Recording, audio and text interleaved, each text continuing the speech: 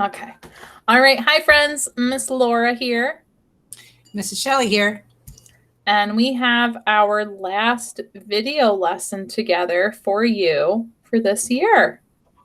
Our year is coming to a close, and we really wanted to take some time to continue talking about some things we talked about last week, such as inclusion and diversity. And I'm going to review what those words mean with you. And Miss Shelley's going to tell us a little bit about how we're going to celebrate some of those things today. Yeah, we talked about this and we thought we'd celebrate all the beautiful ways to say, see you soon. So we put together just a sample of some of the ways that we say that around the world. And we put together kind of a slide presentation with some pictures and some fun facts from some places around the world where you say that in lots of different beautiful ways. Yeah. So I'll start us off. So inclusion, and we talked about this, I think, last week or the week before.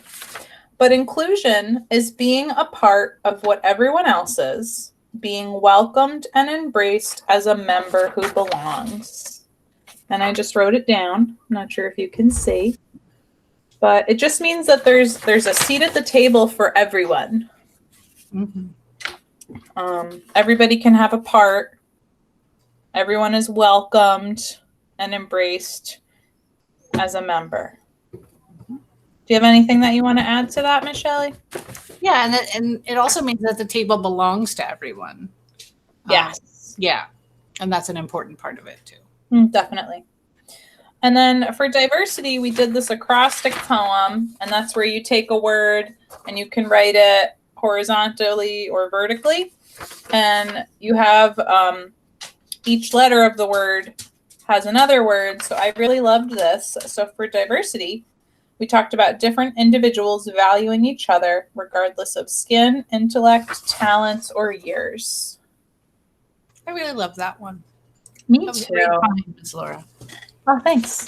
So one more time, I'm probably going to hang this in my office. I might put it on big paper and everybody can, I like to do those big mural projects where everybody can draw or write something on it. Mm-hmm. Different individuals valuing each other regardless of skin, intellect, talents, or years. That would make a great art project. I love it. Yeah. So with diversity in mind, like Miss Shelley said, we're going to talk about some different countries and cultures and languages today. And we don't want to say goodbye because we'll be back together again soon. So we wanted to, we did a little learning and researching on how there's lots of different ways in all these different languages to say see you soon. Or like it says on this wonderful PowerPoint, all the beautiful ways to say check you later. Yeah. Yeah, go ahead. We talked to our friend, Ms. Cass, because in our country, a lot of people speak lots of different languages. And one of the languages that they speak in the United States is American Sign Language. And so we asked her how you would say see you soon in American Sign Language. And she was able to talk with me on the telephone and also to text me some directions. And then I was able to go on to a website called handspeak.com where they have videos to show you how to do the signs. So I was able to see how to do that. And you were able to teach me how. And I was able to teach you how. And so see you is you make the letter K and then you tap your eye 2 times. And then you push it toward the person you're talking to. And since I'm talking to all of you, I'm going to push it toward all of you. And you keep your palm toward your face, she said. So see you. And then soon you make the letter F and you tap your chin twice. Soon. So see you soon. That's how she taught me to do it. So thank you, Ms. Cass. Yeah. And I love that that was our first see you soon. And it comes from the United States. Yeah. Yeah. See. So now, So should we go to the next slide? absolutely. Let's see who's next. It's Japan. Yeah. So I can take this one if you want. go for it. Okay, so in Japan, people speak Japanese. And this is something I learned, and I learned this, that in Japan, kindergarten students get to ride on Pikachu school buses to school. That's amazing. I would love to go back to kindergarten. That's the first thing that Ms. Laura said to me.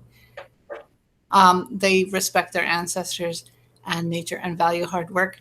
And Japanese food is both nutritious and leads to long life. So in Japanese, this is the way it's written in Japanese. And I'm trying to get this to disappear without exiting the slideshow, but I'm not sure how to do that. There is is the word exit on the bar? Does that exit the bar? Oh, there, just one way. Maybe if you move your mouse away. Because if I exit, there we go. Cool. Or can we move it? If I do this, it will exit the slideshow. Let's just do that, and maybe it will fade away on its own. But it's Sugo ni aimasho. Sugo ni aimasho? Sugo ni aimasho. And there should be a little line over the O at the end, but the keyboard I have to use doesn't have that line over the end. So sugo ni aimasho. All right, so that is see you soon in Japanese. Japanese. There you go. Here's another me. Sorry. Xhosa is spoken in South Africa and Zimbabwe. Mm-hmm. And the Xhosa people that live there. I think you went to South Africa, right? I did. Yeah. I did. I was mostly in Johannesburg and Langa and Cape Town. Oh, that's and one of the most amazing parts of the trip is, on average, people speak 4 or more languages. Amazing. There's lots of different dialects, which is a variation of the language or a local change to it. And it's just so many different cultures and languages. And I really, really respected that people learn more than one language to be able to communicate. It was really amazing to see. Xhosa is a really special language. The way that we say see you soon is Ndi Zakubona Kunge Budala. And the most famous speaker right now of the Xhosa language in real life is Trevor Noah, who has a talk show on television. And he's a comedian. And he talks about living in South Africa a lot. But the most famous speaker of Xhosa in the movies is, guess who? Is the Black Panther. And he is in the Marvel movies, of course. And he lives in Wakanda, which is not a real country, but they speak Xhosa in Wakanda. So if you want to hear some Xhosa in the movies, you can watch the Black Panther movie. So awesome. Yeah, that's cool. And they chose that language on purpose because it was a language that was never conquered by any European country. It was never spoken by any of the conquerors. So it was a free African language. Whoa, we know this country probably. This is Mexico. This is Mexico. You want to do this one? Sure. So Mexico is the largest Spanish-speaking country in the world.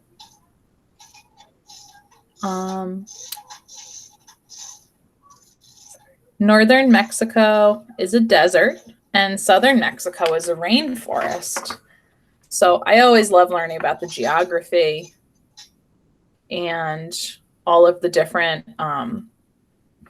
types of land and ecosystems and things that exist in each country, because that's going to have an impact on how people live. right? The climate. Yeah. And it's so big that it has a desert in one and a rainforest on the other end. Super big. And Mexico was home to the Aztec and Mayan empires. So it has a super old culture too. So in Spanish, see you later would be voy a verte pronto. And I'll see you later. I think those look like some happy kids there.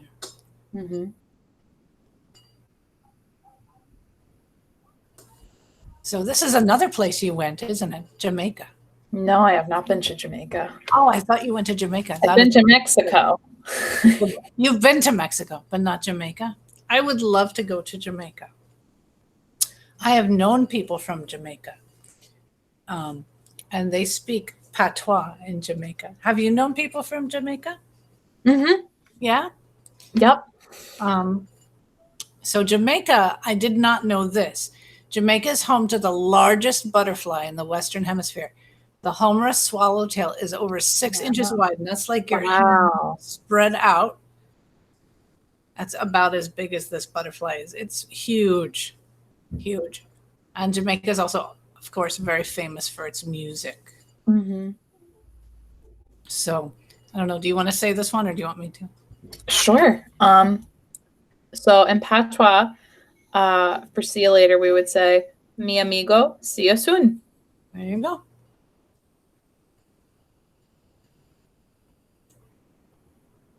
French. How's your French?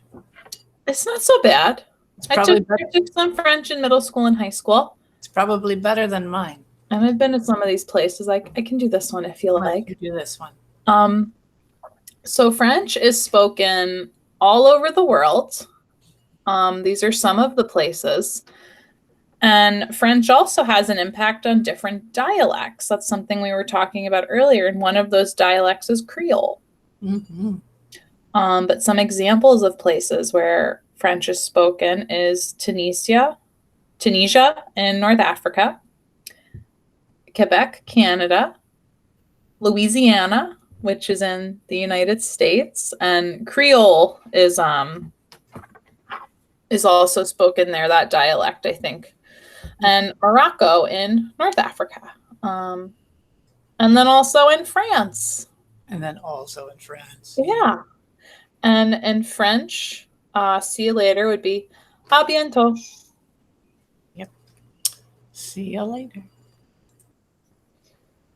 So Swahili is spoken in East Africa, mainly in Kenya, but also in other places in East Africa.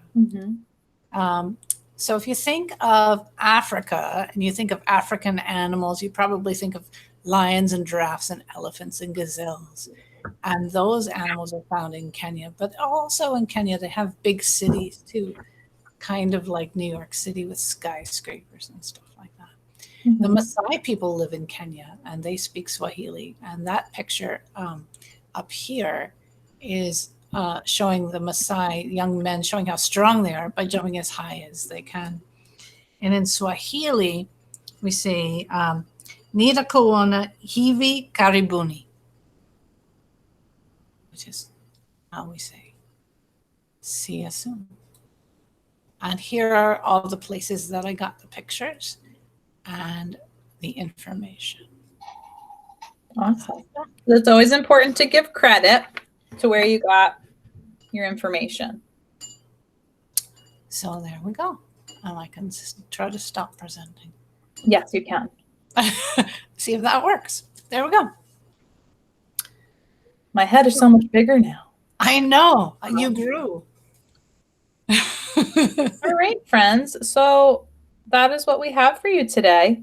And I know everybody is kind of celebrating or wrapping up the school year in a way that works for you. And we really thought that with everything going on in the world, hopefully we could come together and just, keep talking about making sure everybody has a seat at the table that belongs to everybody, and that we can respect and honor all of those differences and learn about them.